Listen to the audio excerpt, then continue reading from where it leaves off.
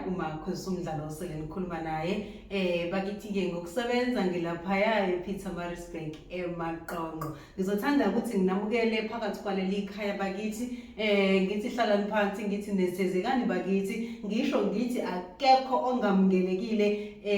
phakathi kwaleli ikhaya bakithi. Ngizocela ke kakhulukazi ukuthi abaqalayo ukubona leli page lethu ukuthi bangakhohlwa bakithi ukuthi ba-subscribe bathine on ama-notifications ukuze njalo uma ngabe kukhona ivideo esithe sayiqopha phela nathi bakithi nawe izokwazi ukuthi isheshe ifinyelele kuwena. Okay, namhlanje ke bakithi sizokhuluma ngendaba enkulu bakithi esizoyithinta namhlanje. Sizokhuluma ngalento yesilwane ukuthi kwesinye isikhathi ingabe siyazini ukuthi isilwane siyakwazi ukuzenza abantu bakini, siyakwazi ukuzenza idlozi lakho uqobo noma idlozi lakini kwesinye isikhathi kodwa livele ngabo ngenhloso yokulutha wena ukuze ungezonaka kodwa bese kuba khona izinto ezonakalayo empilweni yakho, okusho ukuthi isilwane siyakwazi ukuzenza idlozi na yebo ukuthi anene siyakwazi ukuzenza idlozi nakho ngidideka. Okay, sibona ngani na kwesinye isikhathi ukuthola ukuthi anene uzothi mawuthonga ezibonakalisweni zakho kwesinye isikhathi uthi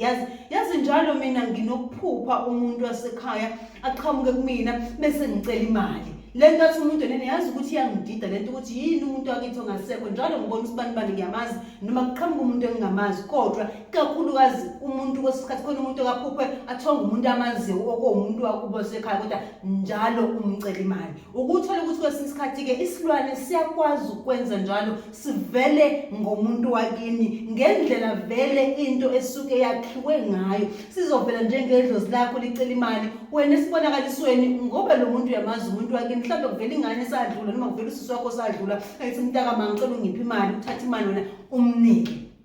Ngesikhathi lo muntu uthatha wena umnikeza imali ilapho usuke sekuzokonakala khona izinto zakho la usuke wena usuzophelwa khona imali. Yingani ke ngoba le mali wena uqale wayikhipha vele ngokukamoya, angithi le nto ifike ngosibonakaliseni, angithi siyakhumbula ukuthi sithe yonke into iqale emoyeni. Njengoba iqale emoyeni njengoba kufike ngesibonakaliso wayikhipha imali isizophuma ke imali yakho bakithi uzoswela, uzoshodelwa imali, uzongayazi ukuthi imali yenzeni kodwa umethi uyabheka umuntu athi kodwa yazi njalo kunephupho elivamise ukufika kumina ngiphuphe noma ngithonge njalo usibani wasekhaya ongasekho efike ngicela imali.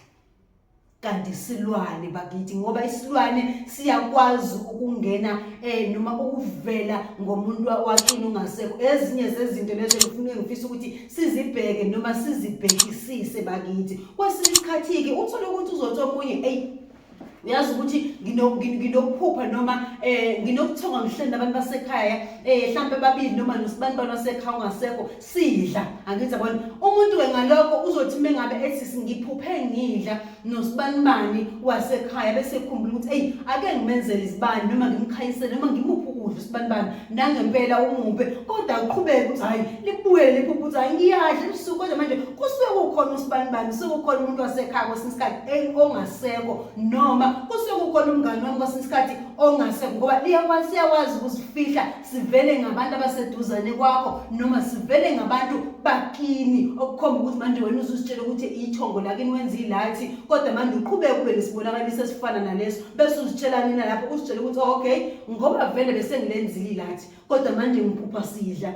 sisadla futhi mhlambe nodadewethu noma nogogo wami mhlambe ngoba uyangitshengisa ukuthi kade ngenzela izibani njengoba kade ngenza izibani shuthi useyasho kodwa liqhubeke lesibonakaliso lisoke silokho sivela ingoba vele akusiyena umuntu wakini loyo usuke evela lapho kuwena kusuke kuyisilwane kodwa eziveza ngomuntu wakini, okusho ukuthi isilwane siyakwazi ukujika izinto kodwa wena uzobona ngathi cha hayi ugogo wami ongasekho ubona umkhulu wami enza ukuthi kodwa manje uxoxa ukuthi emva kwalezo zinto izinto zami zangahamba kahle. Asisikhathi athi umuntu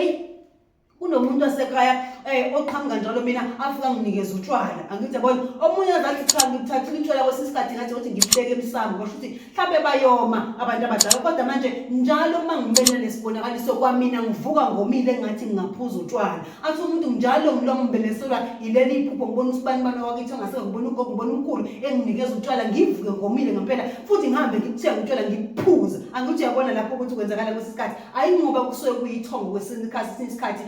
leli noma idlozi lesuke likunikeza utshwala ngaleso sikhathi angithi manje ilento izokwenza lento ekumele iyenze wena manje mayisiphuzisa ngisho utshwala khona uzoba umuntu ongezokwazi ukuhlala ngaphandle kwatshwala uzohlala womile wena engathi ungaphuza utshwala ukuze ungezoba nayo inqubekela phambili mozohleza uphuzile phela bakithi izinto eziningi eziya phambili awuzokwazi ukuzenza lekithi manje wena wenza lento vele lento ekusuke kufunakala ukuthi wena uzoyenza njengoba usukunikezwa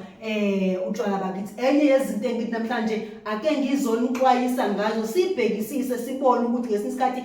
isilwane siyakwazi ukuzenza idlozi kunezinto ezenzakalayo kwesinye isikhathi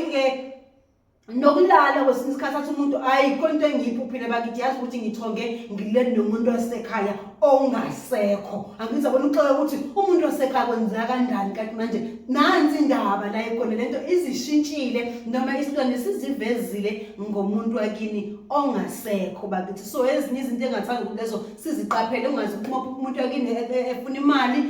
wena bese umnike nje ungabi nankinga ulokuphupha udla kanti usudliswa yilesi silwane wena uzibona udla lo muntu wakini ongasekho khona ungezonaka ngoba vele nje isuke izokulutha yenza umqondo wakho ukuthi unganaki ube lokuthi wena ubona umuntu wakini ongasekho bakithi kanti ke kwesinye isikhathi ke bakithi nalo ithongo noma ngithi idlozi lakini kwesinye isikhathi likuke kwenzeke nalo ligcina selenza njengesilwane anganoma nyangizwa kungesesona ke manje isilwane esenza njengedlozi noma ngithi isilwane esiyifihla ngabantu abadala ezivela ngabo kwena kodwa manje ngithola ukuthi manje sekuyilona ke idlozi kwesisikhathi nalo elizokwenza izinto njenganesilwane lenze lezi zinto ekade ngizibala likuphuca imali ithongo idlozi lakini angithi okwangempela angithi yabona lenze izinto ezingezokusa phambili likuphuzisa utshwala kakhulu kanti vele uma ngabe nalo likugangwe ngalo idlozi lakini bakithi laphendulwa lajikwa ukuthi manje lize kabi kunina lizokwenza izinto ezizomcekela phansi niphelelwe imali kwenzeka izinto eziningi kunina bakithi nalo idlozi liyakwazi ukwenza lokho qobolwalo ke manje kungeve ngoba kwisilwane kodwa lona usuke mangabe kunjalo uthola ukuthi lusuke kugangwe ngalo mali niphuca imali lenza zonke izinto bakithi iloko bengifuna ukuxwayisa namhlanje ukuthi izinto ezithola lezo engathi ungazibhekisisa ungabi khona izibonakaliso ongezozinaka ngoba na ubone abantu bakini bezithi hayi ngoba umuntu wasekhaya kanti akuseyena kuyakwazi ukwenza ukuthi uzibone into ubone ngathi abantu abadala kanti akusebona abantu abadala sekweyezilwane ngizothanda ukuthi ngibe lapho namhlanje izophinda futhi bakithi bonane ngokuzayo sokusana